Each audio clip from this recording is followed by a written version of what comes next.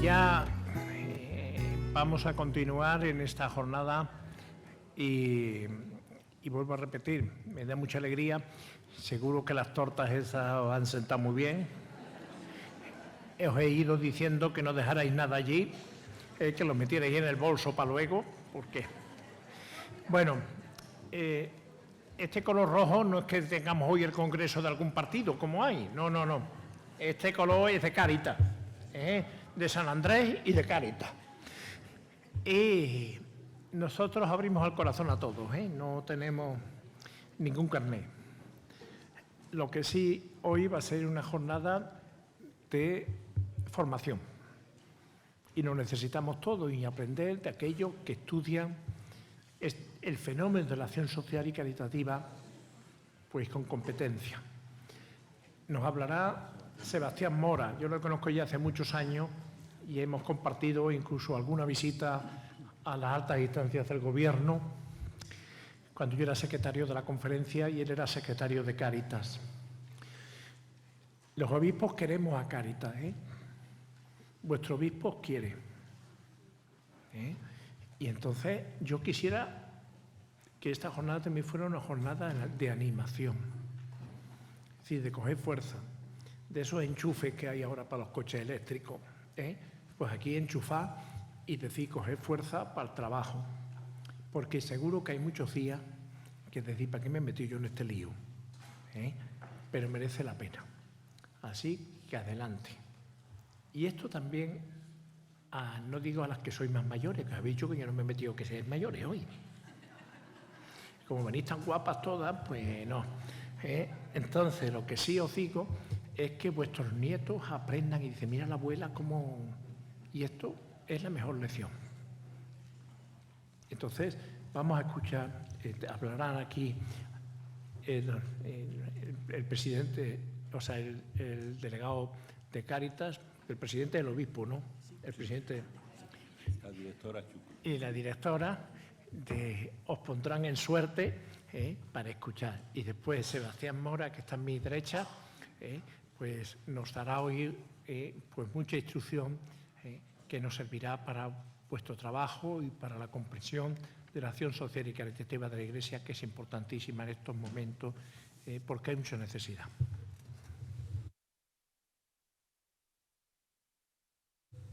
Bueno, bienvenidos y bienvenidas a este 24º Encuentro de Cáritas Diocesana de Granada. Un año más, gracias a Dios, nos congregamos en este espacio celebrativo y también para reflexionar y para fortalecer esta gran familia que somos todos los que estamos hoy aquí.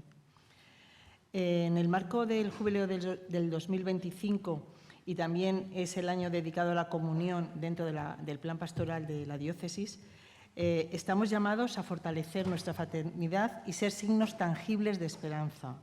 En Cáritas queremos aportar nuestro granito de arena y dar un paso más en la construcción de una Cáritas del siglo XXI. Un proceso de tránsito y cambio, en búsqueda de nuevos retos y oportunidades, que iniciamos, acordaros, en el 2022 con la Cáritas del futuro y que coincidía con nuestro aniversario.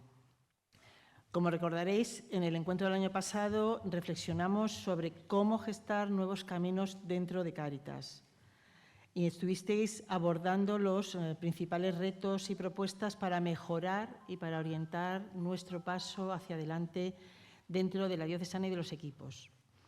En vuestras carpetas tendréis un documento donde recoge todas las conclusiones resultantes de todas las aportaciones que disteis los equipos de trabajo. Todo el trabajo que hemos ido gestando durante estos años, siguiendo la doctrina social de la Iglesia de ver, juzgar y actuar, se ha condensado en la hoja que tenéis y que va a servir para hacer trabajo en grupo. Incluye 5 grandes retos de los que partíamos y luego todos los aspectos que vosotros visteis importantes para reflexionar o que creíais que teníamos que trabajar más seriamente dentro de nuestras parroquias. Bueno, pues esta vez os vamos a invitar a reflexionar en torno a esos parámetros que disteis y valorar cómo van a impactar o van a ser importantes en nuestro territorio y en nuestro día a día. De ahí se trabajará con los grupos y veremos en qué puntos tenemos que hacer más énfasis, tenemos que centrarnos e ir para adelante. También, escuchando vuestras demandas, vamos a intentar reforzar los encuentros arciprestales, ¿vale?, para que sigamos intentando avanzando en la comunicación y en la coordinación de la acción de toda la diócesis. Y con el objetivo de cultivar ese espíritu de comunión, en el primer trimestre tendremos la famosa convivencia que tanto demandáis, en la que abordaremos el material propuesto para trabajar y desarrollar en el plan pastoral, está aquí nuestro vicario de pastoral, y también aprovecharemos esa jornada para celebrar un acto de jubileo y estamos pensando en hacer una peregrinación al Santuario de la Virgen de la Cabeza de Motril y luego iremos a hacer ya nuestro espacio de retiro siguiendo ya las indicaciones de José Carlos. También inspirados en la bula de convocación de este jubileo, desde Cáritas hemos propuesto al señor arzobispo la elaboración de la Guía de Acción Social de la Iglesia de Granada, en donde aparecerá una referencia completa de cada una de las instituciones eclesiales que trabajan al servicio de las personas enfermas, mayores, migrantes, sin hogar, mujeres, menores, todos nuestros hermanos y hermanas necesitadas o más vulnerables. Esta guía pretende reflejar el sentido de unidad de nuestra Iglesia y animar a la cooperación permanente para mostrar la eficacia y calidad del servicio que damos. Esperamos que se pueda convertir en un instrumento útil para todos nosotros y para toda la sociedad granadina. Otras propuestas que anclamos en el año jubilar van a ser el acompañamiento a personas en situación de irregularidad, que es una de las premisas que dio la Conferencia Episcopal, mediante espacios comunitarios abiertos con 2 formaciones, ya sabéis, las que tenemos los famosos tercer miércoles de cada mes, ¿vale? Y luego habrá otra que irá ligada ya más a la forma legal de la nueva ley que ha salido ahora, ya sabéis, de extranjería. Siguiendo, ya sabéis, nuestra forma de trabajar e intentando estar siempre dentro de lo que se nos abren las puertas que nos abre la Conferencia Episcopal, Cáritas, la diócesis, pues siguiendo la propuesta este año de la Conferencia Episcopal Española de comunidades acogedoras y misioneras, estamos impulsando en el Arciprestazgo Genil ese espacio, un nuevo proyecto de acogida específico en el que ofreceremos un punto de encuentro, clases de apoyo, talleres de asesoramiento jurídico, de gestión de duelo, etcétera. Será un punto piloto que está siendo también ya analizado en Cáritas Española como punto de referencia y ya veremos cómo otros, a lo mejor arciprestazgos, se quieren unir al proyecto y, pues ya sabéis, caminamos. Y luego tendremos otra ponencia, ¿de acuerdo?, en acompañamiento a personas mayores en soledad. Sabéis que es uno de los grandes retos de esta sociedad, cada vez hay más personas solas, y lo que vamos a intentar va a ser si aunamos criterios y trabajamos dentro de una mínima estructura en que todos vayamos en la misma línea, que todos sean atendidos con el mismo cariño, ¿no? Y, en enero ya os informaremos de las fechas exactamente del retiro, de las formaciones exactos, ya tenéis un calendario dentro, de todas formas, que va informando. Y deciros que en el 2025, con una enorme ilusión, va a haber grandes cambios, ya sabéis, llevamos 3 años calladitos, pero trabajando en la idea de fusión de centros. Pasaremos de Azpitarte a María Blanchard, que conocéis todos como Centro Integral de Empleo, con la idea de mejorar el trabajo con todos los equipos juntos, que haya más unidad, que haya compartir más la información de las personas con las que trabajamos y también con un fin que es importante hoy día, que es reducción de gasto. En fin, y vamos a intentar garantizar la sostenibilidad de la institución a medio y largo plazo y también pues, lo que estábamos hablando, ¿no?, de que los equipos trabajen no en departamentos estancos, sino en comunidad. Cuando ya podamos trasladarlo lo diremos, porque los postyaques se están complicando un poquillo. Para dejar aquello, ya lo veréis, os avisaremos para festejar ese día con la presencia de don José María y bendecir el nuevo centro, que será la casa de todos y de todas las personas que estamos aquí y del resto de la comunidad de Granada. Y nada, sobre todo agradeceros vuestra asistencia porque de verdad que nos llena el corazón y el alma veros a tanta gente comprometida con el proyecto de Cáritas. Sobre todo la alegría de escuchar que se va incorporando gente joven a nuestros proyectos de Cáritas, que eso nos llena todavía más de alegría viendo que sois unos grupos comprometidos, que animáis a toda la comunidad parroquial para que siga ahí luchando y siguiendo permaneciendo con más jóvenes y que entiendan cuál es nuestra visión y nuestra misión, ¿no? Misionera de evangelización en la caridad. Y qué más deciros que gracias y que seguimos estando a vuestro servicio, unas veces más rápidos y otras veces más lentos, pero que estamos a vuestra disposición y Diocesana es vuestra casa. Gracias.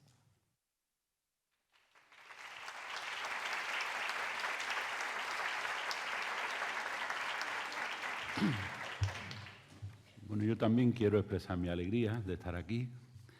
Para mí me parece que es un verdadero privilegio compartir esta jornada con todos vosotros, porque es un día en el que nos vemos, ya que en el día a día pues cada uno está en su lugar de trabajo, en su parroquia, en su centro, haciendo eso que es tan importante, ¿no? Que es dar testimonio de que Dios ama a las personas y especialmente a los que no tienen mucha relevancia social. Yo quería hablaros simplemente de la campaña de Navidad. No sé si os ha llegado ya o ha llegado las orientaciones de la campaña. Bien.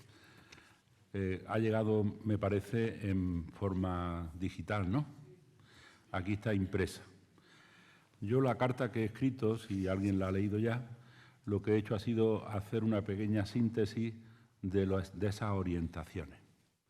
Me parece que es muy bonito al principio del Adviento, y de hecho yo en mi parroquia con el equipo de Cáritas, que ya nos reunimos el otro día, hemos puesto en marcha o vamos a poner en marcha a partir de esta tarde, que empieza la primera misa de Adviento, una iniciativa que aparece en las orientaciones al final de aquí, ¿no? Que es cuando dice que esta Navidad pues que enciendas una vela, ¿no? Vamos a procurar darle en una cuartilla a todos los que van a misa, que es una forma de ser Cáritas, el equipo de Cáritas, el motor de la caridad de la parroquia, ¿no?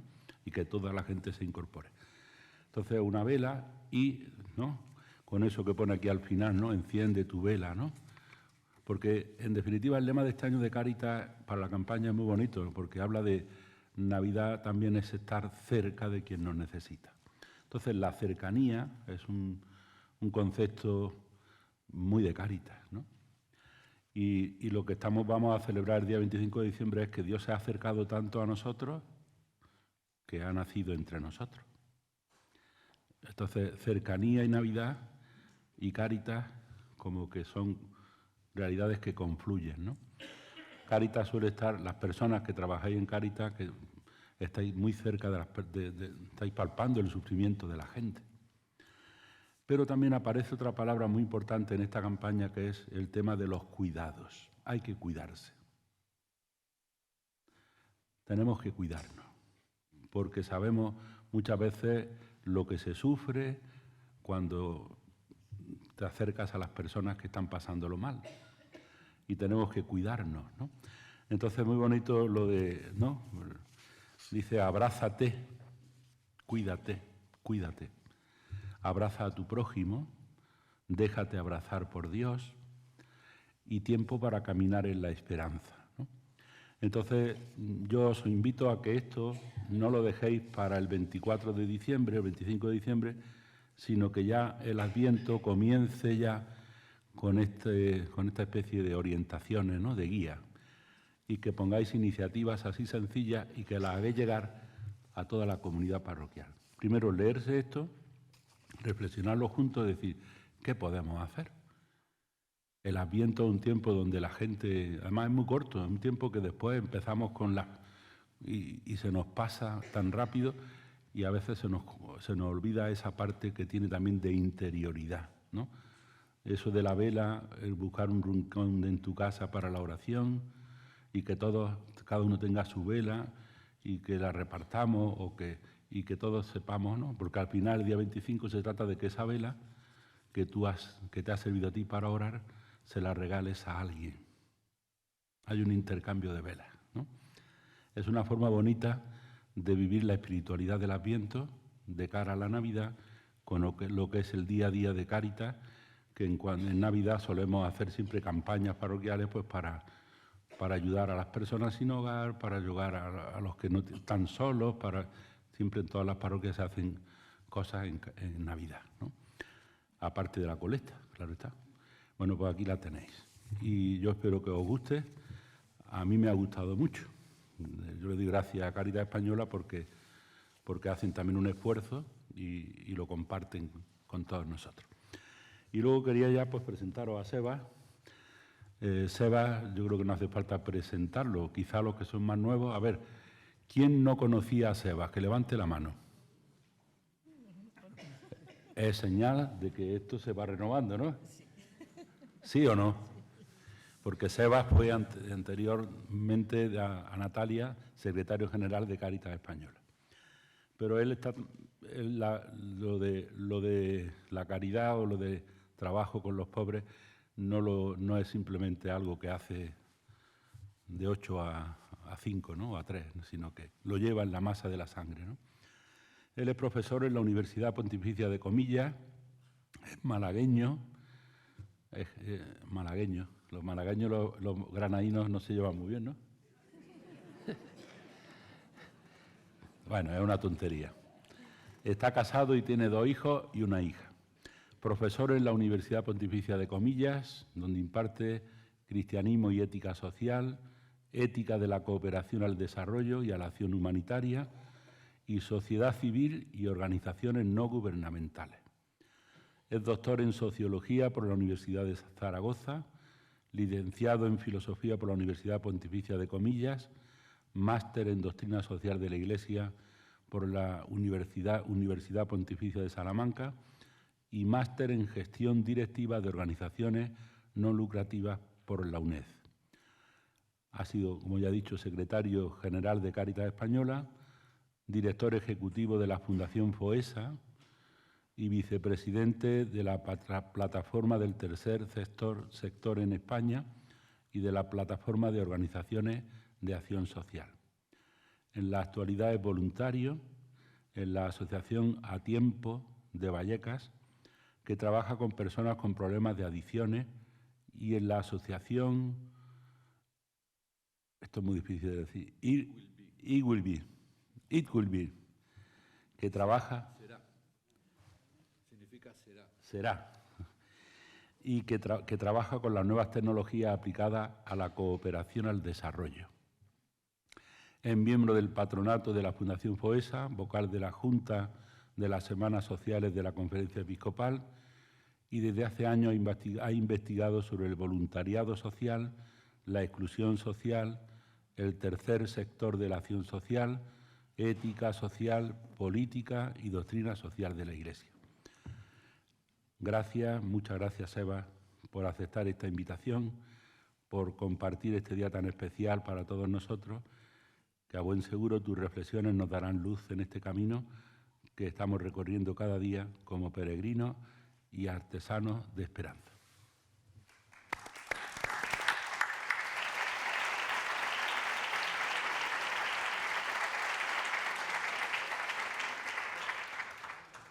Pero se escucha. Bueno,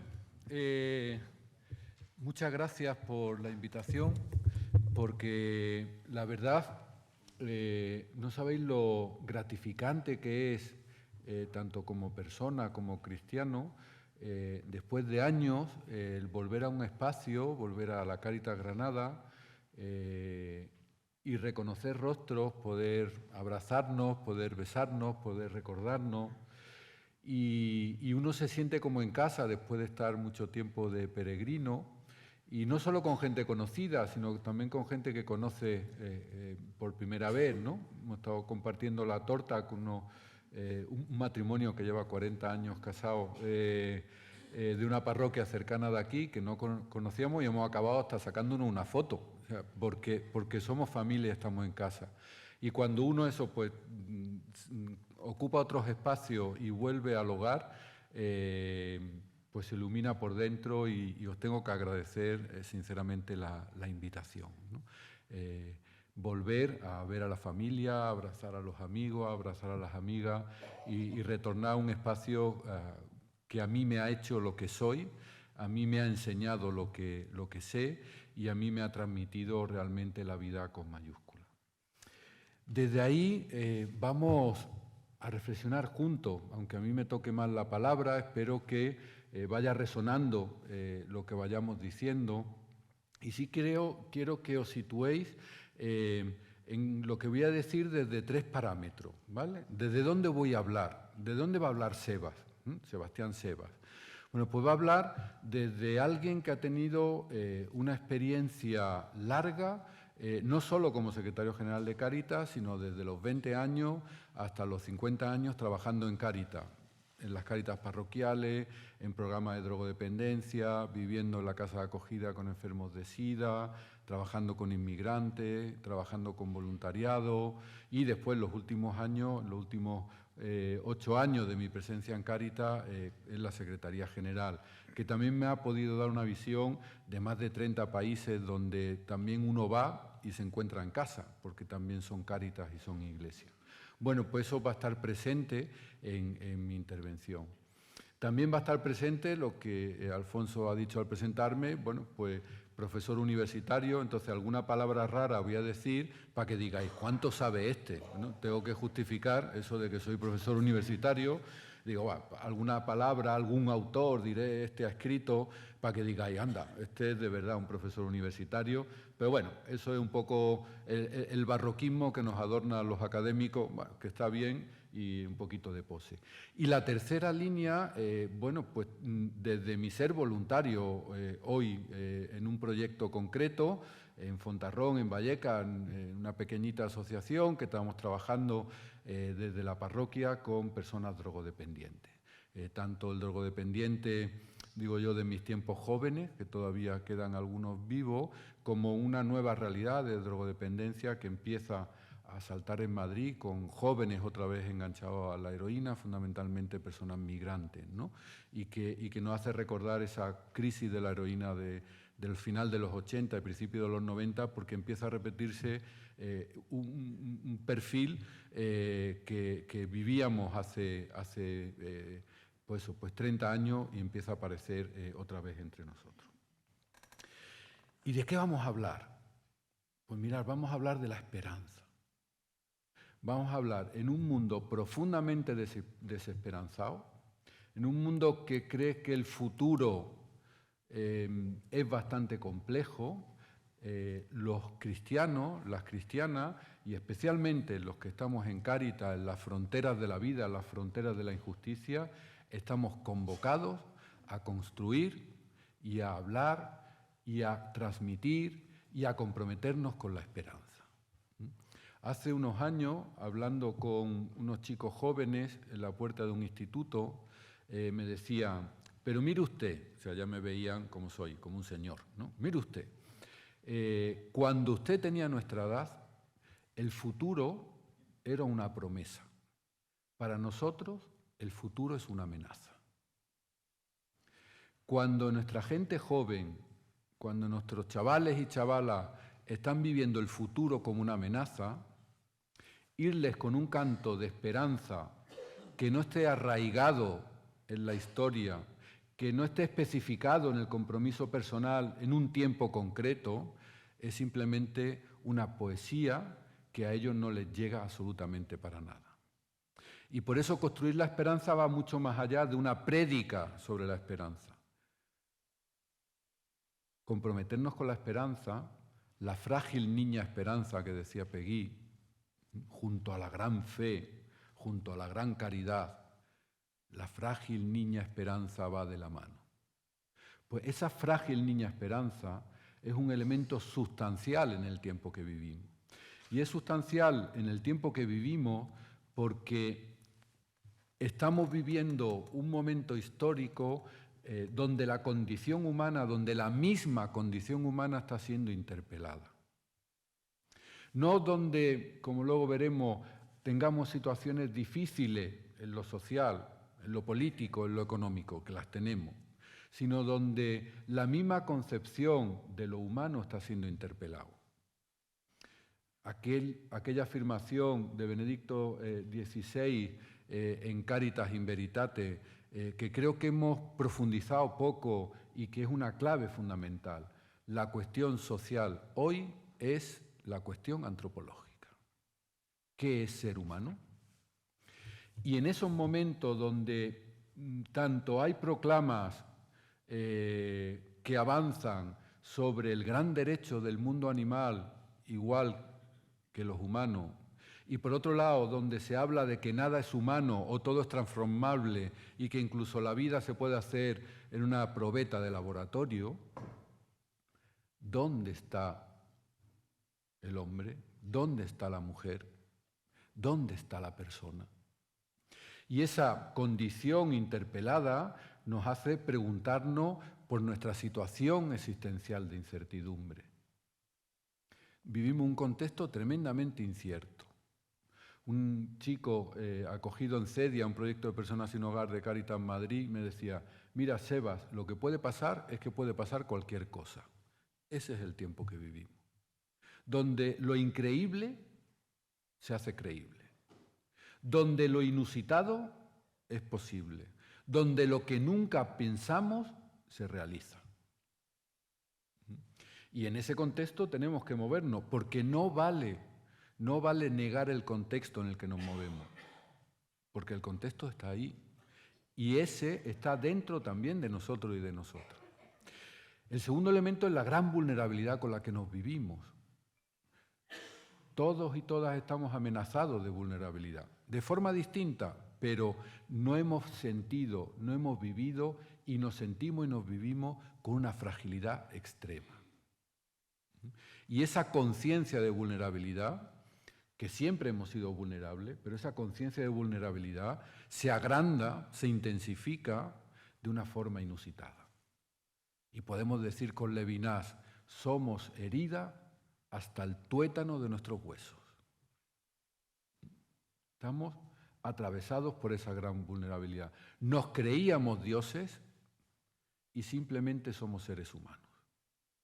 Y ese shock que nos vino fundamentalmente con la pandemia, pero después con Ucrania, después con la crisis de refugiados, después con la guerra en Gaza, después con la crisis energética, después con la subida al poder de ciertos personajes políticos, nos vemos amenazados, nos sentimos amenazados, nos sentimos vulnerabilizados. Y eso, claro, nos lleva a tomar una serie de decisiones muy complejas. ¿Qué hacer en estos momentos? ¿Qué tenemos que hacer en Cáritas en estos momentos? ¿Qué tenemos que hacer en la Iglesia en estos momentos? ¿Cuál es el camino que tenemos que tomar? Tenemos plena conciencia que no valen los caminos antiguos. Plena conciencia. Podemos repetirlo hasta la saciedad, nos podemos sentir seguros en ello, pero sabemos que tienen una distancia muy corta. Pero tampoco conocemos los caminos nuevos. Y por eso vivimos en lo que algún autor decía en un interregno sociopolítico. El interregno es el espacio de que se muere el rey hasta que hay otro, ¿no? Y en ese momento entre que se ha muerto el rey y viva el rey nuevo, pasan cosas. Porque la gente que está tratando de poner al suyo se ubica, los que quieren huir huyen y son espacios tremendamente complejos donde parecía que todo estaba muy fuerte, pero ¿y qué hacer? ¿Qué hacer? Por eso el Papa insiste tanto en ese momento de discernimiento también eclesial. ¿Qué hacer como Iglesia? Y todo el sínodo de la sinodalidad va en esa dirección. ¿Qué tenemos que hacer como Iglesia en este momento histórico concreto? Porque tenemos plena conciencia que todo el bien histórico que ha hecho la Iglesia tiene que encontrar nuevos caminos para seguir haciéndose bien. Y esta situación la mencionaba el Papa en Fratelli Tutti de una forma muy concreta. Y decía, el dolor, la incertidumbre, el temor, la conciencia de los propios límites que nos despertó la pandemia y continúa, hacen resonar el llamado a repensar nuestros estilos de vida, nuestras relaciones, la organización de nuestras sociedades y, sobre todo, el sentido de nuestra existencia. El sentido de nuestra existencia. ¿Qué hacemos en este mundo? ¿Quiénes somos en este mundo? ¿Con quiénes estamos en este mundo? Pero no podemos olvidar que esta situación existencial, esta cuestión antropológica, la cuestión social y la cuestión antropológica, no nos podemos olvidar de la pregunta inicial de la doctrina social de la Iglesia. La cuestión social es la cuestión de la desigualdad, de la injusticia, de la pobreza y de la exclusión. Y vivimos en un momento denominado por el Papa como la cultura del descarte. Y fijaros, voy a leer un texto que es un poquito largo, pero me parece básico para las personas que formamos Cáritas. Dice el Papa en Evangelii Gaudium, en el número 53. Esto cae en el examen tipo test, O sea, lo tenéis que saber bien porque va a caer. Esta pregunta cae en el examen. Dice, grandes masas de la población se ven excluidas y marginadas, sin trabajo, sin horizontes, sin salida. Se considera al ser humano en sí mismo como un bien de consumo que se puede usar y luego tirar. Hemos dado inicio a la cultura del descarte, que además se promueve. Ya no se trata simplemente del fenómeno de la explotación y de la opresión, sino de algo nuevo. Con la exclusión queda afectada en su misma raíz la pertenencia a la sociedad en la que se vive. Pues ya no se está abajo, en la periferia o sin poder, sino que se está fuera. Los excluidos, los excluidos no son explotados, sino son desechos, personas sobrantes. ¿Cómo hablar de esperanza a estas personas que este mundo considera población sobrante? Cuando esta sociedad les estamos diciendo, vosotros sobráis, a nosotros nos molestáis, a vosotros no os queremos. Si sois débiles, no os queremos. Si sois de otro país, no os queremos. Si sois de otra religión, no os queremos. Se vio muy claramente en la pandemia y la concepción de cómo las personas vulnerables nos sobraban. Y en este mundo, ¿qué queremos?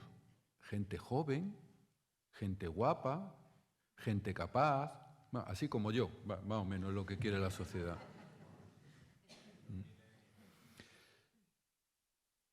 Porque hemos dado inicio a la cultura del descarte. Algunos autores hablan de la necropolítica, o sea, de la política que genera muerte. También el Papa en Evangelii Gaudium habla de esta economía que mata, no que genera injusticia, no, una economía que mata, que aparta a las personas. Es en este contexto donde los cristianos estamos llamados a dar razón de nuestra esperanza. Nos dice Pedro, si alguien os pide explicaciones de vuestra esperanza, estad dispuestos a defenderla, pero con modestia y respeto, con buena conciencia. A lo que nos llama el apóstol no es a que digamos, los cristianos somos esperanzados. No, a lo que nos llama el apóstol es con modestia, respeto y buena conciencia, en un contexto donde la condición humana está interpelada y vive bajo la cultura del descarte, ahí es donde tenemos que dar razón con modestia y respeto y buena conciencia de nuestra esperanza. Y permitirme, como ya he dicho que estamos en familia, pues me voy a meter con vosotros y con vosotras y conmigo mismo también, ¿no? A veces, y esto lo dije alguna vez en Cáritas, tenemos inconscientemente, en la parte posterior del cerebro, tenemos una frase que no nos hace el bien para esto de defender la esperanza con humildad, con respeto y con buena conciencia, que es, y lo vais a entender, dice, nosotros, los de Cáritas, somos los mejores. Y nos define la humildad.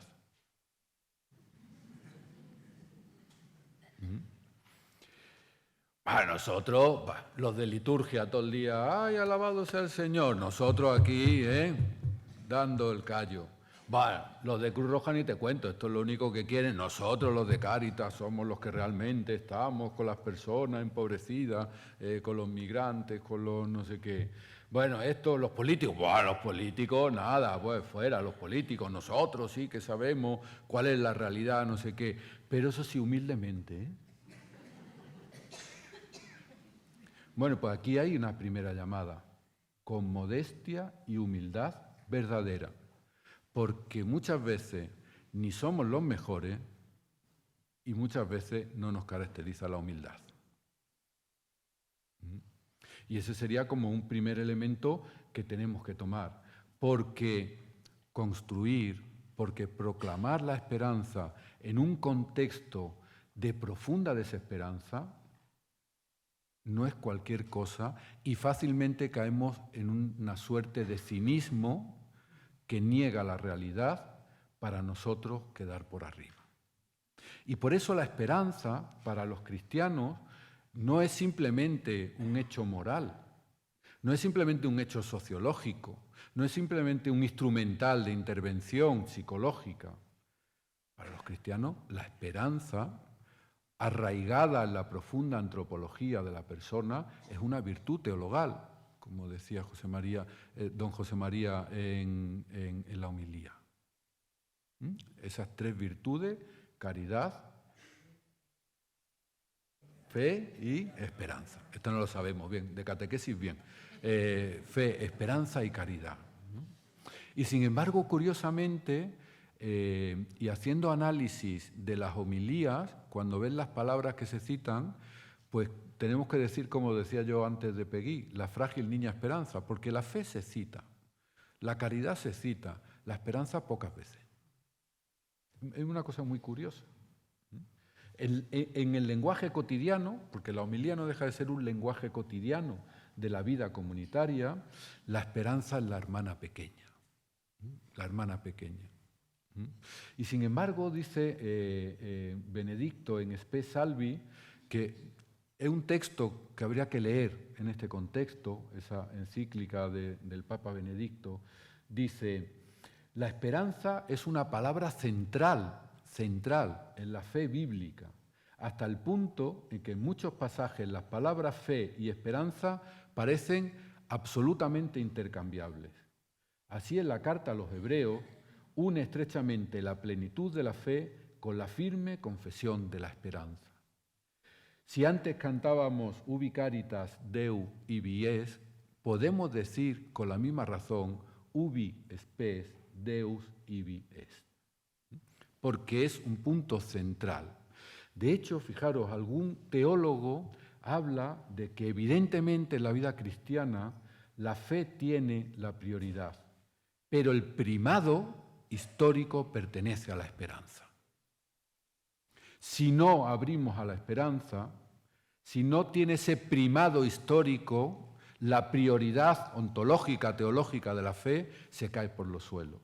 De manera que no solamente el testimonio de la caridad asienta desde el ejemplo que tenemos fe como forma de evangelización, que decíamos antes, la Eucaristía, el testimonio, una forma de evangelización de la fe, el primado y la construcción de la esperanza no simplemente testimonia la fe, sino que asienta esa confianza plena en aquel que todo lo puede. Porque la esperanza, y vuelvo a repetir, no es simplemente un elemento instrumental humano, sino que es una virtud teologal. En la esperanza conocemos al Dios de Jesús. En la esperanza realizamos el Evangelio de la Nueva Noticia. En la esperanza nos descubrimos como un pueblo que tiene su confianza puesta en el Dios, que nos quiere, que nos acompaña y que nos dirige. Pero eso sí, la esperanza no es tampoco un elemento oratorio poético o puramente trascendente espiritual. La esperanza está tremendamente arraigada en la estructura antropológica del ser humano. El ser humano es un ser que cree, un ser que espera y un ser que ama. De hecho, yo os diría, ayer le decía a los alumnos, mirad, sois muy jóvenes, pero al atardecer de vuestra vida, esta mañana me han dicho que todavía no había llegado al atardecer de la vida, bueno, pues estoy bien, yo ya me siento que le he dado la vuelta al jamón, pero bueno, todavía no estoy al atardecer de la vida. Digo, tenéis que haceros 3 preguntas. ¿En qué creéis? ¿Y en qué creéis no solo como una pregunta religiosa, también religiosa, pero en qué creéis? ¿En qué valores creéis? ¿En qué causas creéis? ¿En qué personas creéis? ¿En qué fe creéis? ¿En qué creéis? Y os pregunto a cada uno y cada una de vosotras hoy, ¿a quién amáis? ¿Y qué esperáis? Es la estructura antropológica profunda. Alguien que no cree en nada, que no ama a nadie y que no espera nada de la vida, es un ser humano roto, un ser humano destruido. Por eso en Cáritas tendríamos que preguntarnos, oye, ¿en qué creemos nosotros? ¿Creemos en el Dios de Jesucristo, de la buena noticia del Evangelio? ¿Creemos en las personas con las cuales hacemos camino en nuestras Cáritas? ¿Amamos intensamente a esas personas? ¿Esperamos que la realidad de esas personas puedan cambiar? ¿O simplemente las atendemos sin esperar nada, sin creer en ellas, sin amarlas intensamente? La esperanza surge de la espera. La esperanza surge de la creencia, la esperanza surge del amor.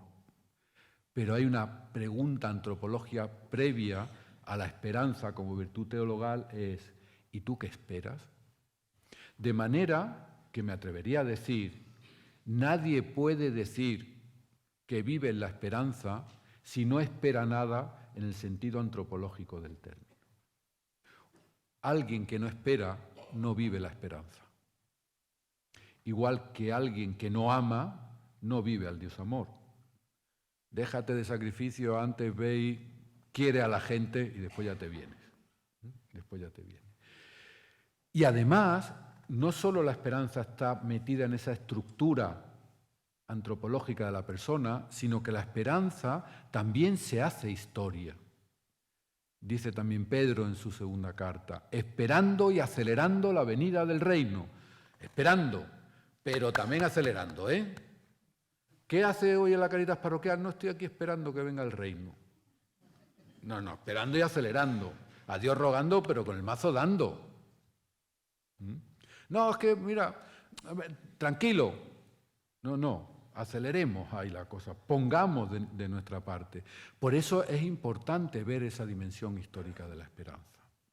Y en ese sentido, dando un paso más, yo sí que quiero meterme ahora en analizar, bueno, históricamente, cuáles son las barreras, cuáles son los cortafuegos que vivimos como ciudadanos del siglo XXI a ese poder vivir la espera como esperanza, a ese poder vivir la historia en su sentido escatológico, poder vivir que algo se puede transformar porque creemos, porque amamos y porque esperamos.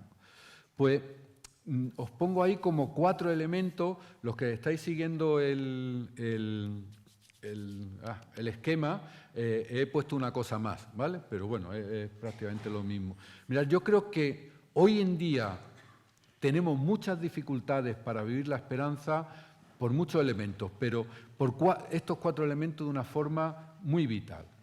El primero, porque vivimos absolutamente amenazados y atenazados por el miedo. Vivimos en un mundo miedoso, en un mundo que nos atenaza lo posible, nos atenaza lo que pueda cambiar. Yo creo que vivimos en un mundo, en una situación existencial que se podría describir como virgencita, virgencita, que nos quedamos como estamos. No menés, que menudo follón podemos liar. Bueno, pues si no meneamos, pues muy difícil construir la esperanza. Si no nos gestionamos nuestros miedos. De hecho, hay algún autor, Engleton, que habla de que la humanidad se puede dividir en dos clases de personas, en dos clases de colectivos. Aquellos que viven sin miedo en la esperanza y aquellos que viven atenazados por el miedo en la desesperanza. No puede alguien miedoso construir la esperanza. No tengáis miedo. Os suenan las palabras. No tengáis miedo. No tengáis miedo. Si estamos atenazados por el miedo a cambiar un proyecto, por el miedo a cambiar a personas, por el miedo a cambiar la tipología, por el miedo al cambio de cura, por el miedo al cambio de personas que nos vienen, por el miedo, no estar atenazados por el miedo, porque el miedo cohíbe la esperanza. En segundo lugar, eso que yo llamo ahí la banalización de la injusticia. Es un término que procede un poquito de universitario, ¿vale? Esto para que después lo pongáis, un buen universitario. Hannah Arendt, que es una filósofa que últimamente está siendo muy nombrada, una filósofa judía, que tuvo que huir en la Segunda Guerra Mundial a Estados Unidos y escribió libros que hoy son paradigmáticos en el ámbito de la filosofía política, los orígenes del totalitarismo, la condición humana, y escribió también un librito que se llamaba Eichmann en Jerusalén. Eichmann era uno de los jefes de un campo de concentración y ella fue allí a Jerusalén al juicio que se le hacía a Eichmann y fue como periodista del New Yorker, fue como una redactora para escribir una serie de noticias sobre el juicio a Eichmann, y Eichmann era un salvaje, era un monstruo. Y ella sacó el término de banalidad del mal porque dijo, mirad, bueno, no lo dijo así, yo lo digo en malagueño, para que nos entendamos, mirad, la clave no es que haya gente muy mala, siempre va a haber gente muy mala, siempre va a haber monstruos. El problema es que los buenos callaron, que los buenos dijeron que eso era normal, que los buenos dijeron que eso era puro realismo, que los buenos dijeron que mejor mirar para otro lado, que los buenos dijeron que, bueno, como no iban contra ellos, no pasaba nada. Y hoy en día yo creo que vivimos un problema de banalización profunda de la injusticia. Se están muriendo en Gaza, están lejos. Se están muriendo en Ucrania, están un poquito más cerca, pero... Hay una hambruna en África, bueno, como siempre, ¿no? Se han ahogado 300 migrantes. Bueno, es que no podemos acogerlo a todos, ¿no? Hay familias que están siendo expulsadas de sus trabajos, de sus casas, de un mínimo... Bueno, claro, es que la realidad es la realidad, ¿no? Y si dices algo contrario, te dicen, tú es que eres un buenista. Buenista es un término muy periodístico que quiere especificar algo así como alguien de buen corazón pero un poco tonto. Recuerdo una entrevista en los tiempos de secretario general de Cáritas, que un periodista haciendo una entrevista sobre temas migratorios, era la crisis del 2015 de los sirios que llegaron a Europa y que presionaban en la entrada. Entonces, bueno, pues le fui a plantear lo que planteaba Cáritas, lo que planteaba la Iglesia.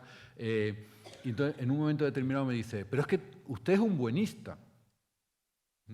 Y porque, claro, no se puede... Bueno, y echó su perorata, ¿no? Y yo le dije, vale, yo soy un buenista. Se quedó un poco desarmado porque él esperaba que yo me iba a defender, ¿no? Digo, ahora, yo acepto mi término buenista si usted me acepta que le llame malista. Porque su planteamiento no es realista, su planteamiento busca el mal para algunas personas. y estamos justificando el malismo. Si vale buenismo, vale malismo, ¿eh? Estamos justificando el malismo como un ejercicio de realismo. Y no deja de ser una banalización de la injusticia. Como diría el Papa en su primer viaje a Lampedusa, esto es una vergüenza. Una vergüenza. Después maticemos, para empezar, una vergüenza. Y esto exige eso que él llama la santa indignación. Un paréntesis para que os riáis con esto de la santa indignación, que esto lo dijo el Papa en un discurso. Me decía un sacerdote, bueno, voy a decir que no le encanta al Papa, ¿vale? Vamos a dejarlo ahí. Me decía, claro, porque el Papa va más allá de Podemos, porque ya no es un indignado, es un santo indignado. ¿No? La santa indignación. Pero ¿cómo nos vamos a acostumbrar a eso como algo normal? ¿Cómo nos vamos a acostumbrar a eso como algo normal? Bueno, pues vivimos un estado de opinión pública donde se llega a justificar el mal como algo necesario. Incluso se habla del sacrificio necesario. Misericordia quiero, no sacrificio. Bueno, pues tenemos una opinión pública que habla del sacrificio necesario. Un tercer elemento que no posibilita esa vivencia de la esperanza, la aceleración del tiempo, la impaciencia existencial. ¿Cuál es nuestro tiempo? El ya. ¿Cuál es nuestro tiempo? Este. Cuando no nos funciona Internet, vemos a la gente dándole cáspitas, que no funciona. Que vaya ya rápido. Oye, que le he dado y no me sale. Y yo quiero que me salga, ¿cuándo? Ya. Ya, quiero que me salga ya. Y sin paciencia histórica, como decía la Comisión de Pastoral Social en un documento, La Iglesia de los Pobres, que habría que releer hoy en día, la paciencia histórica reclama la esperanza utópica. Y sin paciencia, sin tiempo, no hay posibilidad de cambiar el tiempo. Sin tiempo, con la aceleración del tiempo, nos rompemos. Y os voy a contar una anécdota personal que he contado algunos ya. Bueno, los que me conocéis ya veis que soy un abuelo cebolleta que cuento lo mismo, y los nuevos os estará pareciendo apasionante. Dice, joder, qué chaval más bueno han traído, ¿no? Porque yo sí que creo que en Cáritas pecamos mucho de esto de la aceleración. Y cuando tú le preguntas a alguien de Cáritas, ¿qué hace? Pues te saca un listado que te aturrulla, te pega con el listado en la cabeza y te hunde. No, pues yo hago y he hecho y voy a hacer y tengo una reunión y después otra. ¿Cómo estás? Agotado. Y agotado. Bueno, pues en mis últimos años en la Secretaría General de Cáritas, yo además estaba en Roma, en Cáritas Internazionali, y en Bruselas, en Cáritas Europa. Con lo cual tenía que viajar mucho a Latinoamérica también, a esos más de 30 países. Yo dormía en mi casa, teniendo 3 niños y mujer y esposa, como 15 días al mes. O sea, viajaba muchísimo, estaba siempre fuera. Y en un momento de esto fui a recoger la lavadora, y en ese momento la lavadora estaba centrifugando, ¿no? Y fue un momento para mí de una profunda experiencia espiritual. Porque me vi reflejado en la lavadora y vi que mucho de lo que nos pasaba eso. No te rías, si decía Santa Teresa que entre los cacharros está Dios, hombre, hemos avanzado, también entra la lavadora. Me río porque yo digo mucho que hay que quitar el programa del centrifugado de la cabeza. Bueno, pues vamos a coincidir con lo que le he contado. Total, digo, bueno, pues ya me espero a que centrifugue, ¿no? Y ya cuelgo la ropa. Y entonces me senté enfrente de la lavadora, fíjate qué tonto, ¿no? Sentado enfrente de una lavadora, y fue un momento de una profunda experiencia espiritual. Porque, ¿qué pasa en el centrifugado? Que el tambor da vuelta a muchísima velocidad. Muchísima velocidad. 1000 y pico revoluciones por no sé cuánto, ¿no? Cuando son malas y viejecitas, la lavadora dan saltitos. Pero cuando una lavadora, como Dios manda, José María, en nuestra casa está bien ajustada, tenemos... Pues la lavadora da vuelta a mucha velocidad, pero la lavadora no se mueve. Bueno, pues yo me vi reflejado porque digo, paso todo el día dando vuelta a gran velocidad, sin moverme del mismo sitio. ¿Y qué pasa con la ropa del tambor? Que se pega a la superficie. ¿Y cómo queda el centro, el fondo y lo hondo del tambor? Vacío. ¿Y cómo queda la ropa? Seca. Vivimos en un mundo de un intenso centrifugado que nos seca y nos deja vacío. Y desde la sequedad y la vaciedad no se construye la esperanza. Sin tiempo no hay esperanza. Sin tiempo no hay itinerario, sin tiempo no hay acompañamiento, sin tiempo no hay encuentro humano. El aroma del tiempo nos permite que el abrazo llegue al fondo y a lo hondo. El aroma del tiempo nos permite hacer camino. El aroma del tiempo nos permite esperar un mañana donde no haya llanto ni rechinar de dientes. Sin tiempo no hay esperanza. Y esto lo tenéis que aplicar. Y esto lo tenéis que aplicar. Y esto lo tenéis que aplicar. Y esto me lo tengo que aplicar.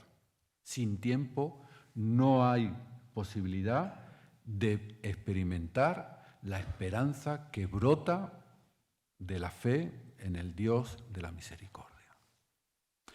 Y por último, algo que también avanzábamos en la homilía, hay una confusión grande en nuestro contexto entre el optimismo y la esperanza. El optimismo no deja de ser una ilusión individualista. Y ahora mismo tenemos muchos sacerdotes del optimismo. Coaching, counseling, mindfulness, que son personas que te dicen, si tú puedes, no, si tú quieres, tú puedes. Céntrate en tu círculo de influencia. Quiérete a ti mismo. A los otros no, ¿eh? Tú primero quiérete a ti mismo y después ya veremos si hay que querer a los otros. A ti te va mal porque no eres optimista. Sonríe o muere. Estoy dando títulos de libros reales, ¿eh? A ver, mira, me decía un chico de la casa de SIDA, pero mira, Seba, mis hijos han muerto de SIDA. Yo estoy enganchado. Mi madre no quiere verme. Estoy enfermo. Perdonadme la expresión, la voy a decir tal cual me la dijo. ¿Cómo coño quieres que sea optimista?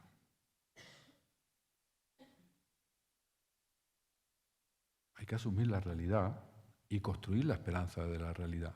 Por eso es interesante tener estos cortafuegos, pero seguramente es más interesante tener, bueno, Seba, vale, ya nos has hundido y ahora sácanos del pozo. Bueno, ¿y cuáles son esos caminos que nos pueden permitir construir la esperanza? Hay uno que para vosotros, para vosotras, para los cristianos es básico, bajar al dolor del mundo. El lugar teológico de donde mirar, sentir y experimentar la historia y experimentar al Dios crucificado es el lugar teológico de la opción preferencial por los pobres. Quien no comparte la desesperanza no puede compartir la esperanza.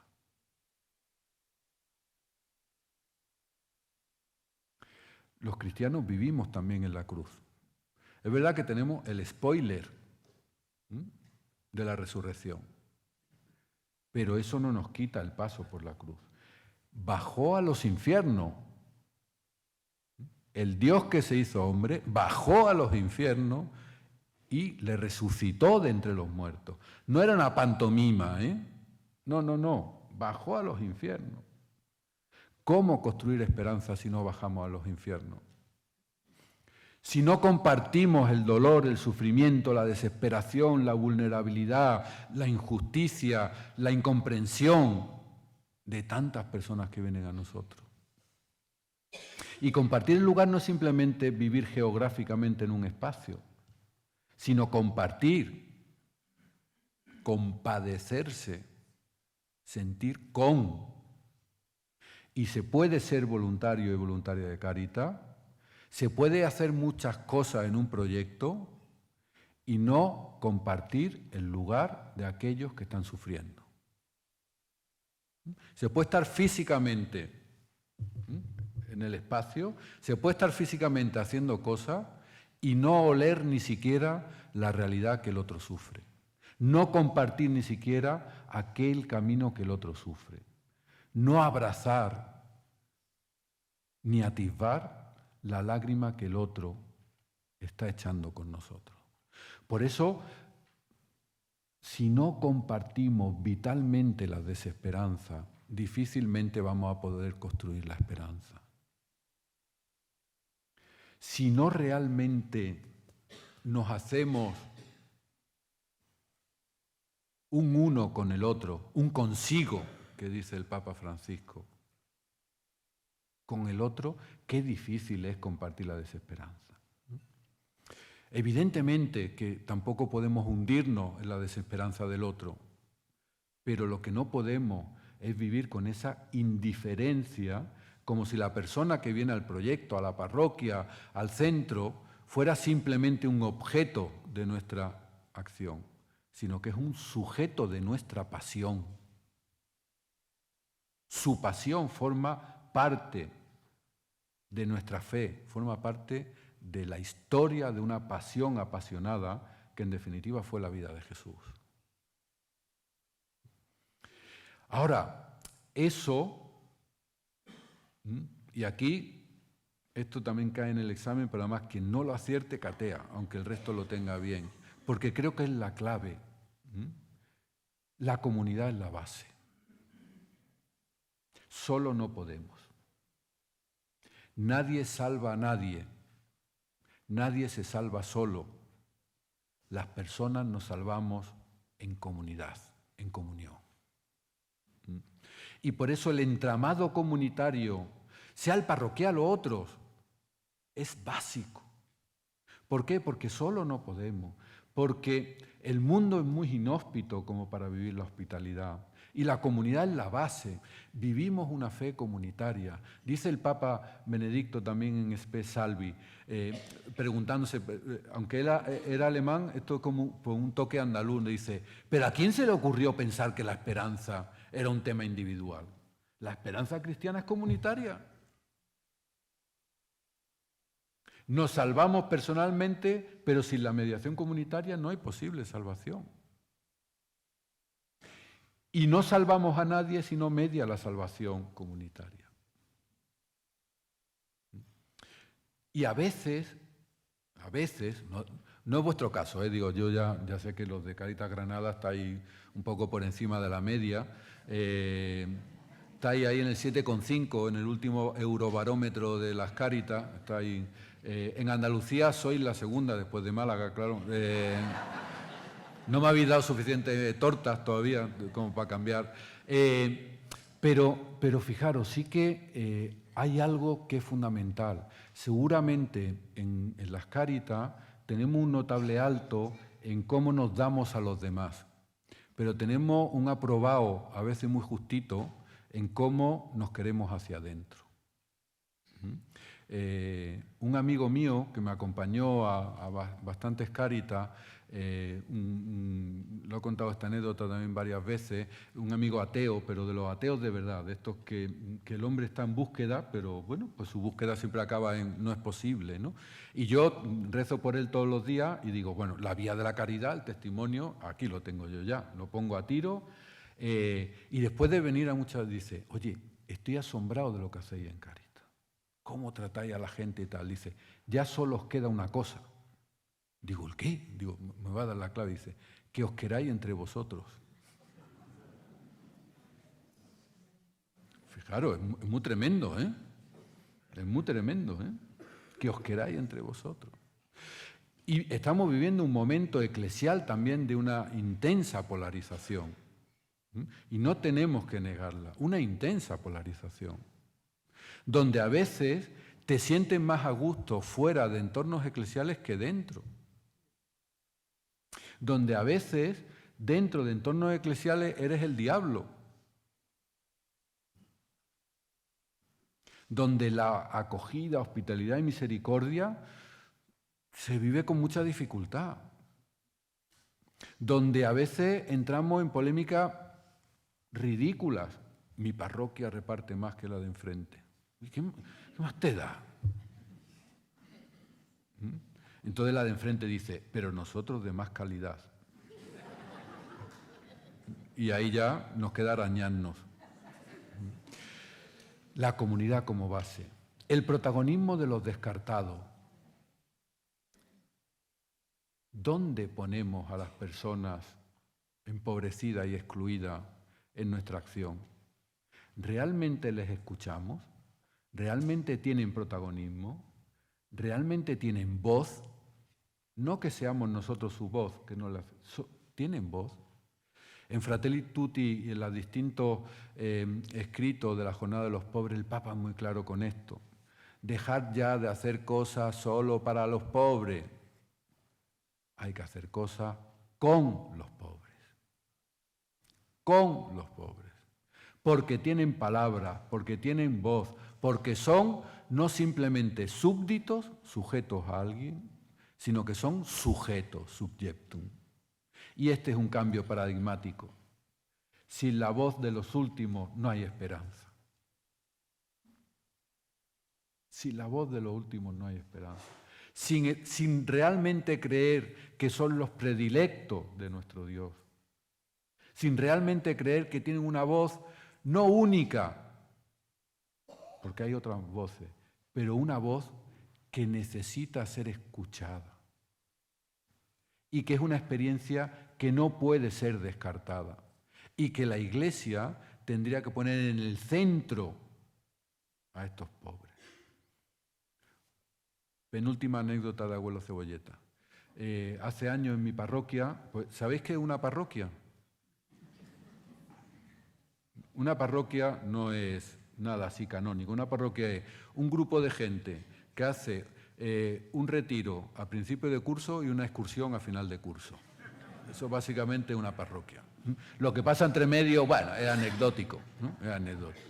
Bueno, pues estábamos preparando la excursión de fin de curso y con el párroco, don Rafael, un hombre ya murió, pero un encanto, yo, para meter un poco el dedo en el ojo, bueno, no sé qué, un autobús, dos autobuses, y digo yo, ¿y quién viene a la excursión? Y dice el párroco, los de la parroquia. Digo, ah, vale, pues ya le digo yo a los de Cáritas. Dice, no, he dicho los de la parroquia.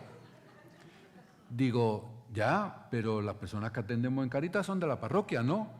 Hombre, los voluntarios sí, pero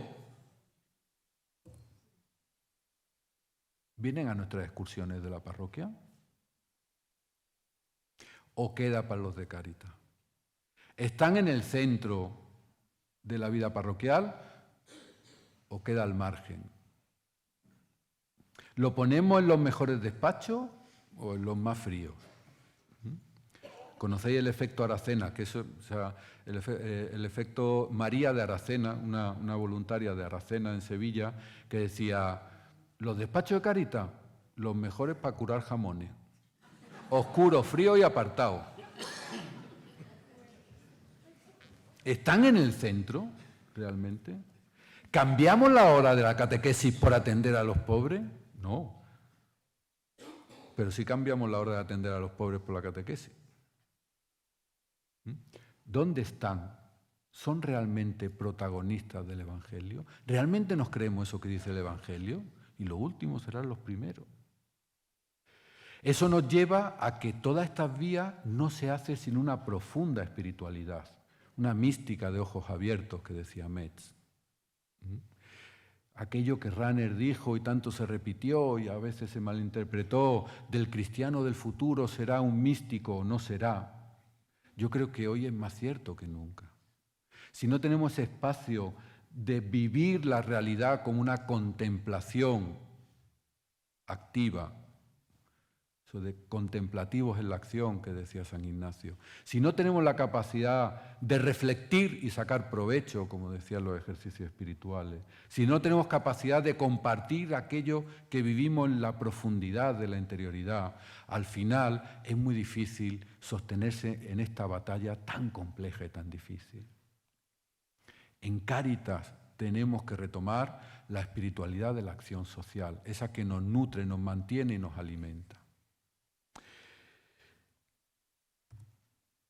Y para ir terminando, ya estoy tan mayor que parezco un obispo, me alargo así eternamente.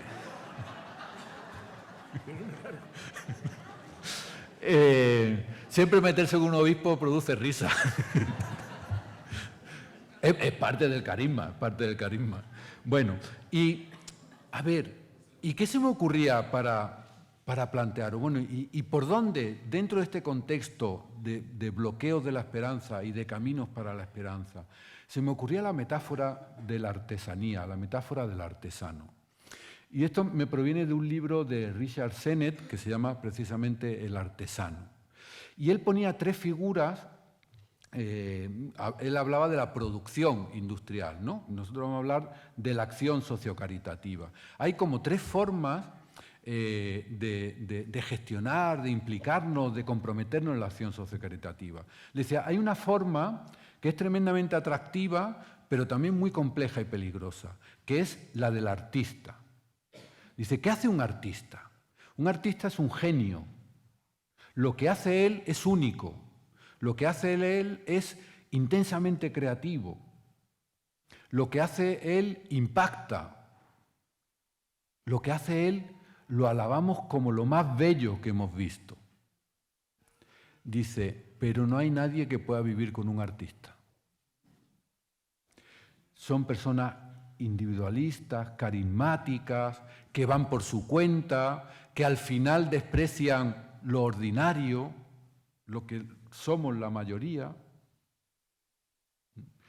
Eso es muy conflictivo a la hora de construir comunidad, construir acción sociocaritativa, construir esperanza. O sea, hay otra fórmula que es el mecánico, lo que don José María hablaba del burócrata, ¿no?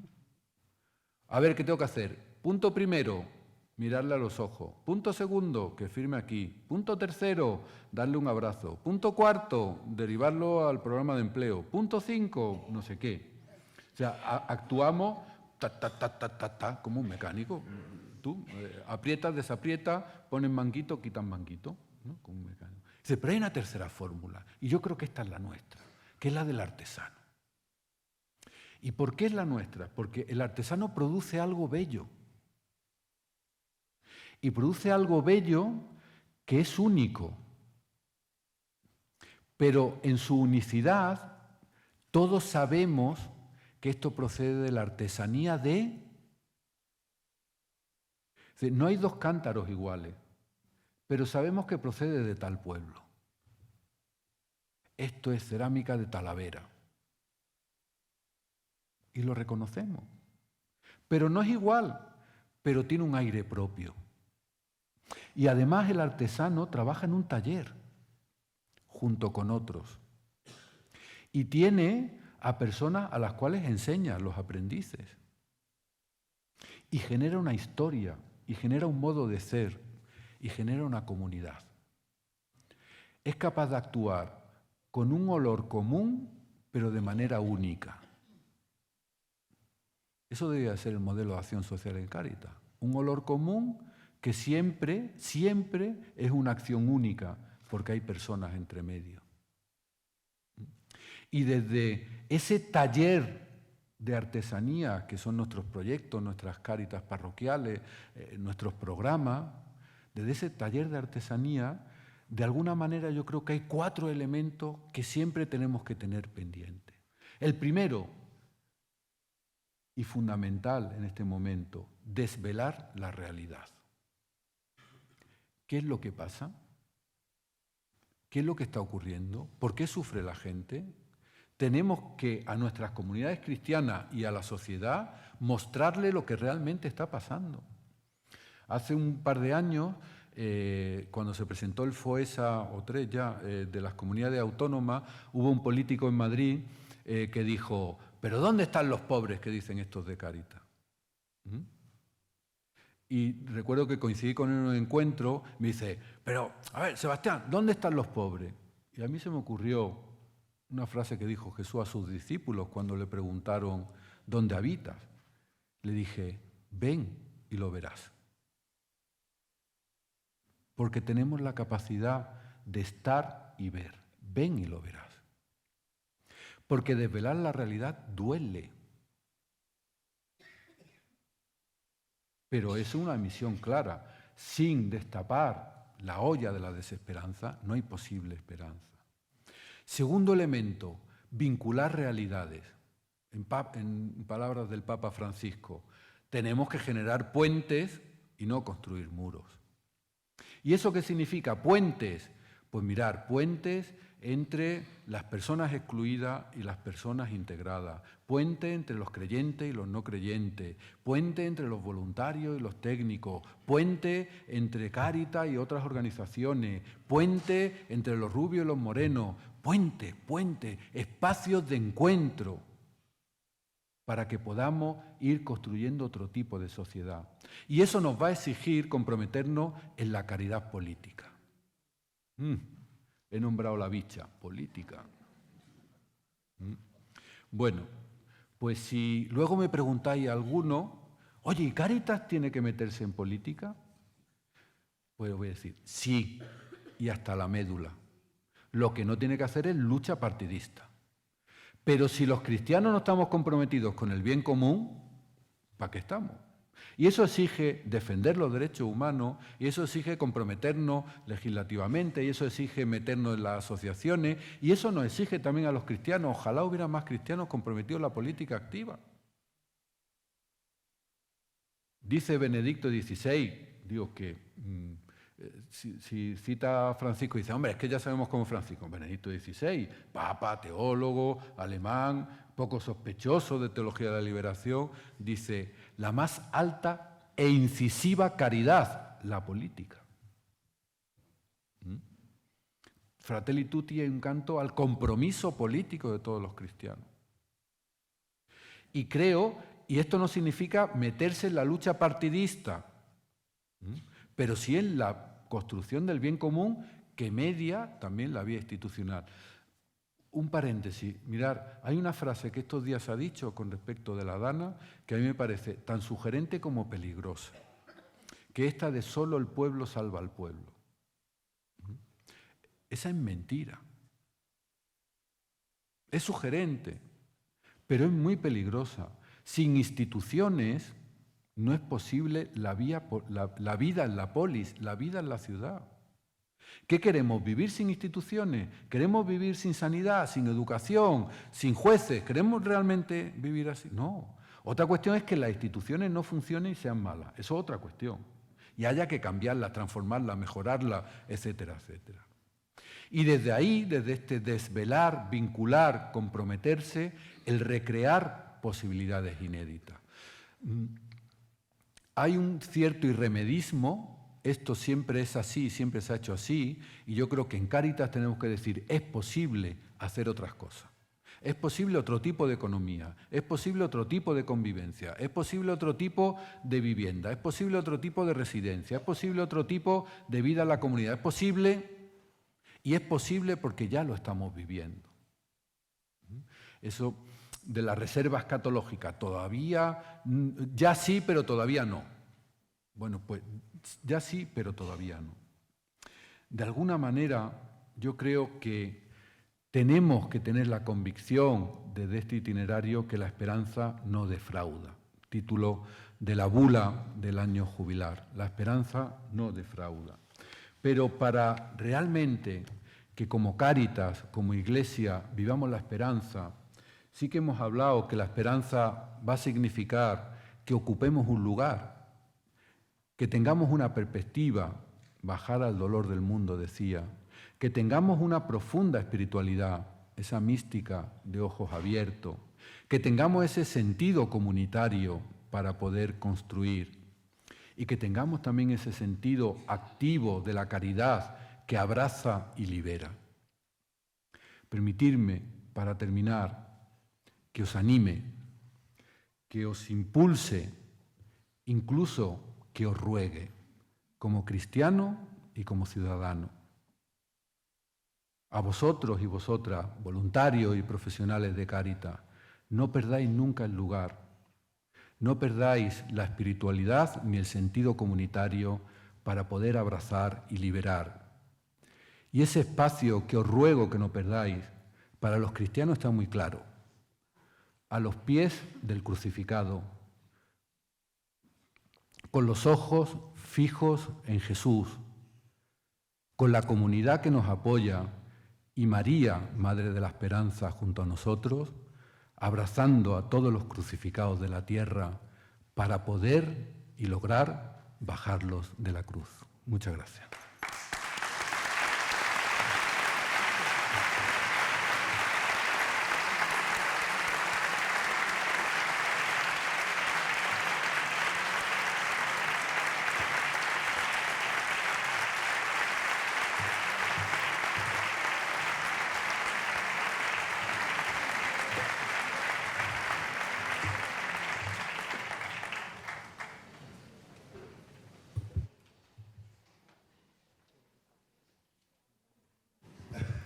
Bueno, en primer lugar, ya muchísimas gracias, Sebas, por compartir este día con nosotros y sobre todo por, bueno, yo creo que enfocarnos a este nuevo año jubilar y nos dejas unas cuantas tareas para reflexionar y para trabajar.